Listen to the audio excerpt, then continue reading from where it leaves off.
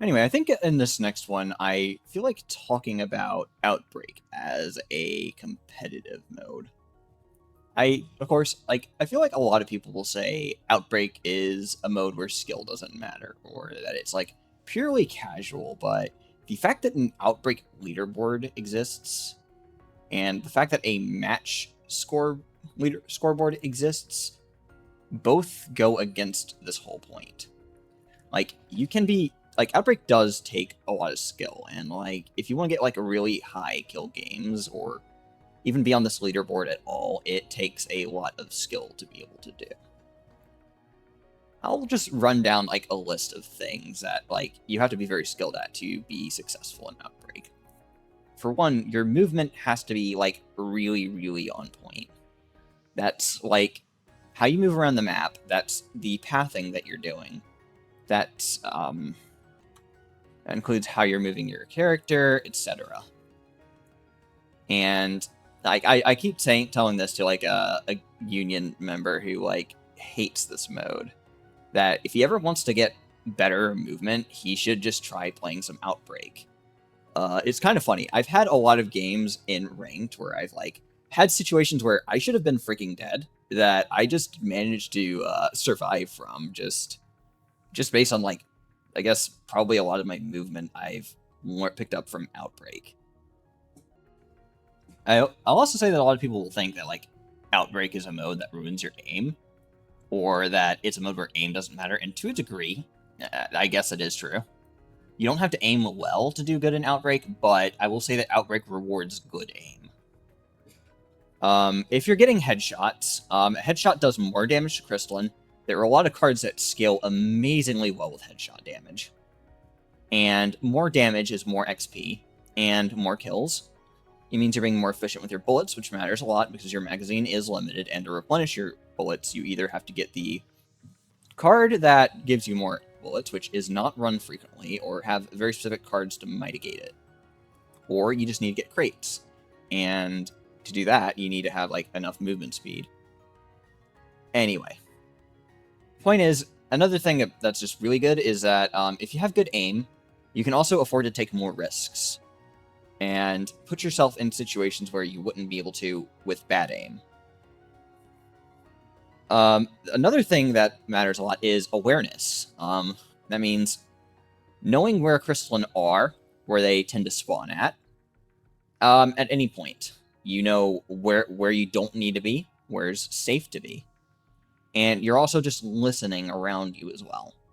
If you have bad map awareness, bad awareness of everything that's happening around you, you die. It also means being able to read the situation. If you see a bunch of crystalline heading towards your position, you don't have dimension mag, and you're not expecting everyone that's around you to hold the position, that means you probably need to move away and leave them to their fate. Honestly. Additionally, it requires a lot of on-the-fly decision-making. Every time you see 3 cards presented to you, that's an on-the-fly decision you have to make. There's a matter of whether or not you take a card at all, and also which card is the right card to take in this situation. This is a very, very significant thing that matters, and I think it's such a discussion that I will save it for its own video, rather than talking about it here.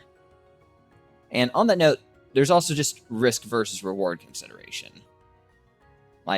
If there's a supply drop, do I want to go down there and try to get it and make it back to safety?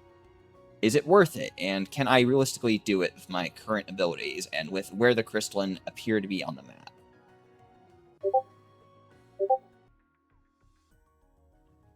Additionally, map knowledge matters a lot.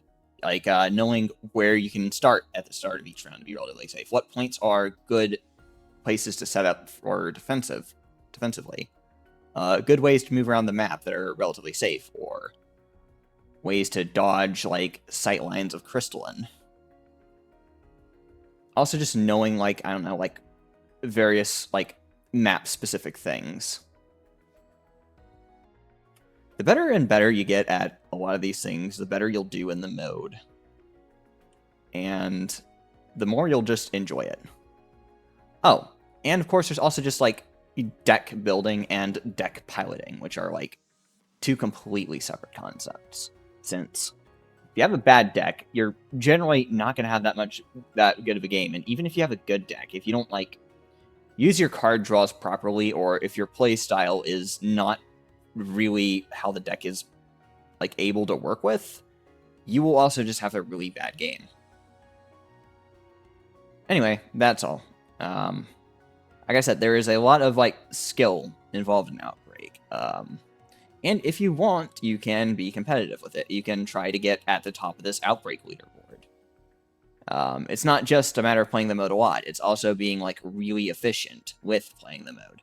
It's like every game you get a very, very high kill count, and you're very efficient at it, and you survive a lot.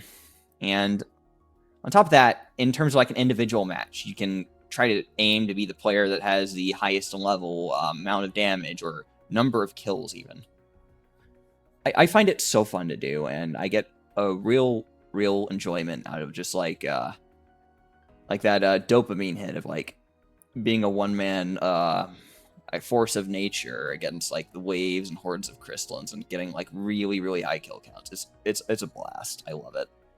It's one of my favorite things about the mode. And if you ever do go that playstyle, I recommend not using swords since it limits you. But I guess right now I'm kind of getting out of the topic and I'm not trying to get in the weeds, so I'll just stop here.